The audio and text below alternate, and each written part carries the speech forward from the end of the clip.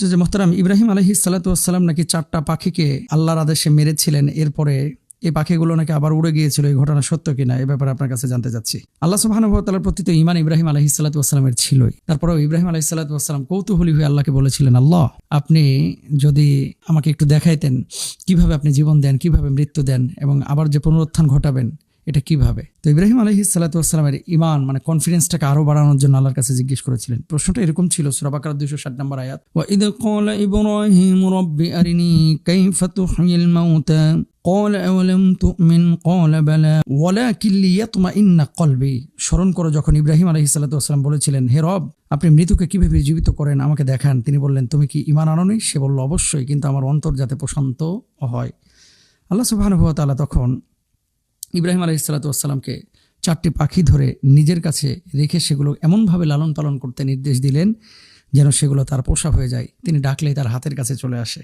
তিনি যেন সেগুলোকে ভালোভাবে চিনতেও পারেন। সে অনুযায়ী ইব্রাহিম আলাইহিস সালাতু ওয়াসসালাম 4টি পাখি সংগ্রহ করেছিলেন। কয়টা?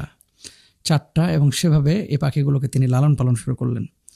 আল্লাহ তাআলা তখন নির্দেশ দিলেন, ওই পাখিগুলোকে জবাই করে এগুলোর হাড়, মাংস, পাখা ইত্যাদি সব কিছু একসাথে কিমায় পরিণত করা হলো। তারপরে ভালোভাবে মিশিয়ে কয়েকটি ভাগে বিভক্ত করে, গোশতের কিমা দেখেছেন তো, হাড়টার একেবারে গোড়া গোড়া হয়ে গেছে আর কি। এই কিমা করার পরে আল্লাহ সুবহানাহু ওয়া তাআলা ইশারা করেছিলেন ইব্রাহিম আলাইহিস সালাতু ওয়াসসালাম বিভিন্ন পাহাড়ে গিয়ে এই কিমার গোশতগুলো ছড়িয়ে ছিটিয়ে রেখেছিলেন।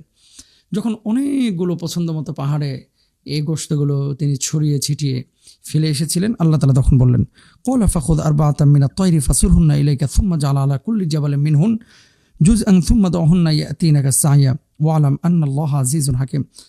তুমি 4টি পাখি নাও, তারপর সেগুলো পোষ মানাও, অতঃপর পাহাড়ে সেগুলো টুকরো অংশ রেখে আসো, সেগুলোকে ডাকো, সেগুলো দৌড়ে তোমার কাছে আসবার, জেনে রাখো নিশ্চয় আল্লাহ পরাক্রমশালী, প্রজ্ঞাময়। যখন আল্লাহ তাআলা আদেশ করলেন তিনি কিমা করে এগুলো ফেলে এসেছিলেন, ডাক দিলেন, আবার প্রতিটা বডি সাথে সাথে লেগে গেল ইব্রাহিম আলাইহিস সালাতু ওয়াসসালামের দিকে, ছুটে আসলো, তারা আবার আকাশের দিকে উড়ে চলে গেল।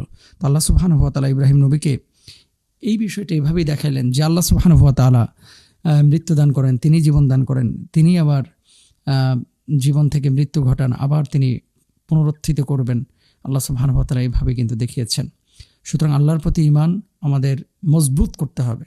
আল্লাহ আছেন, আল্লাহ সুবহানাহু ওয়া তাআলা কিয়ামতের ময়দানে আমাদেরকে দাঁড় করাবেন এবং আমাদের ঈমানের অবস্থা দেখবেন, জিজ্ঞেস করবেন, আন ওমরিহি ফিমা আফনা, কোন পথে তুমি জীবন খরচ করেছো, ব্যয় করেছো। বি কেয়ারফুল প্রিয় ভাই এবং বোনেরা, আমরা ঈমানটাকে মজবুত করি ইনশাআল্লাহ।